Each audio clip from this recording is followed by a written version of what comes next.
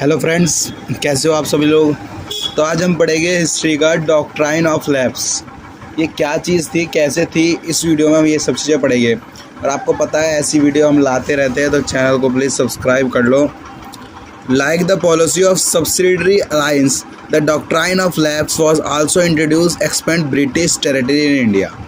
जब ब्रिटिश आए थे देश के अंदर, उनके होते हुए डॉक्ट्राइन लैप्स पॉलिसी लाई गई।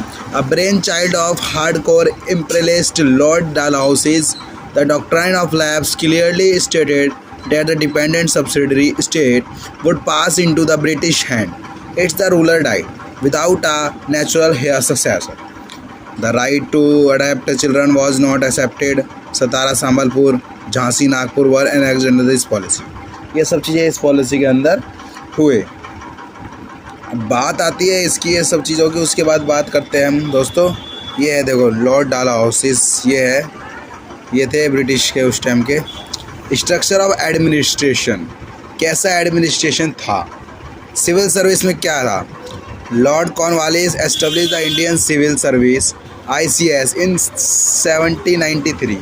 कब हुआ था? 1793 में हुआ था establish Indian Civil Service, which came to be called the steel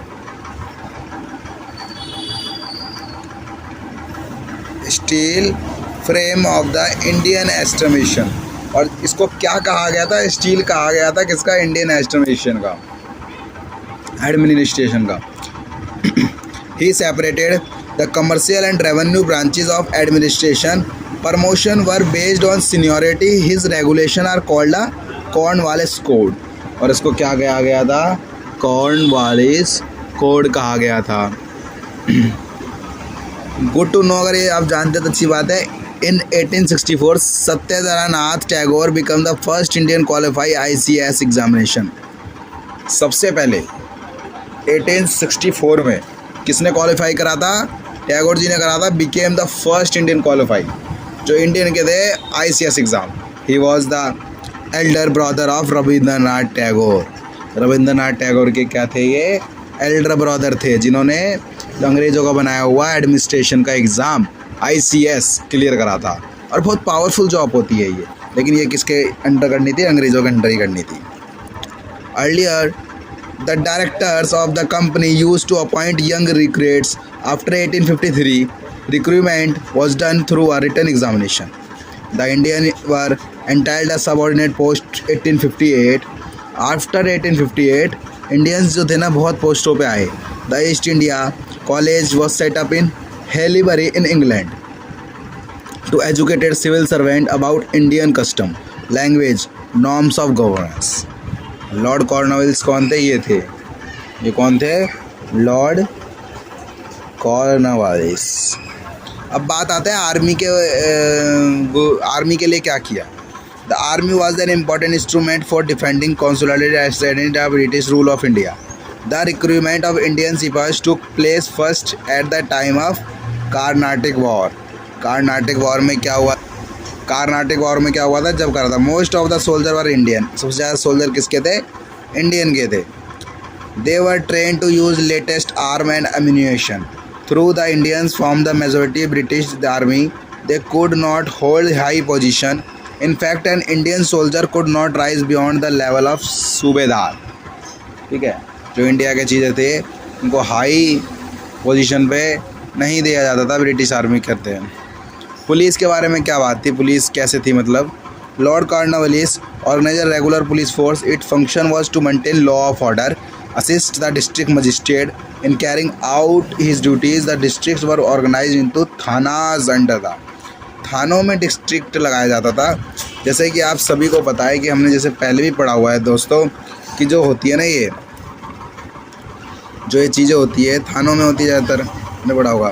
charge of darogas, village and cities and chowkidar, kotwal, the higher post were reserved only the for the British.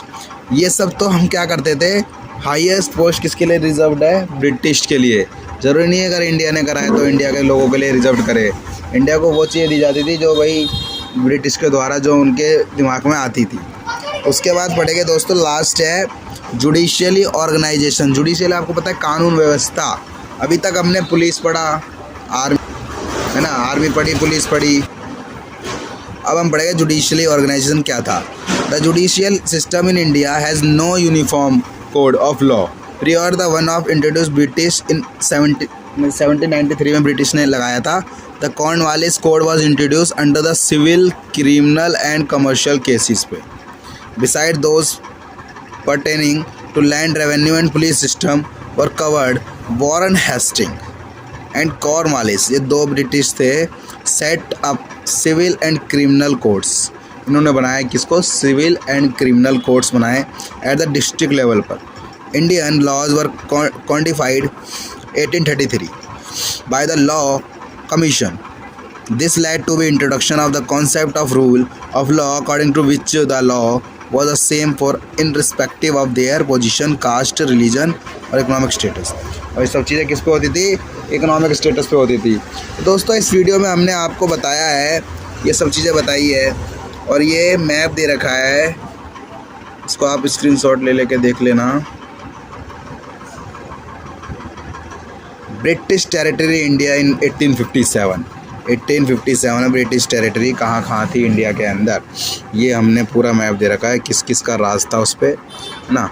Awadh है, पंजाब है, दिल्ली है, राजपूताना है, मालवा है, इंदौर है, बड़ौदा है, गुजरात है, नागपुर है, सूरत है, ये सब चीज़ें। तो इसी के प्रकार ऐसी वीडियो आपको मिलती रहती है दोस्तों। इसी के साथ इसको लाइक, शेयर, सब्सक्राइब कर दो, और ऐसी वीडियो आपको हर क्लास की मिलती रहेगी।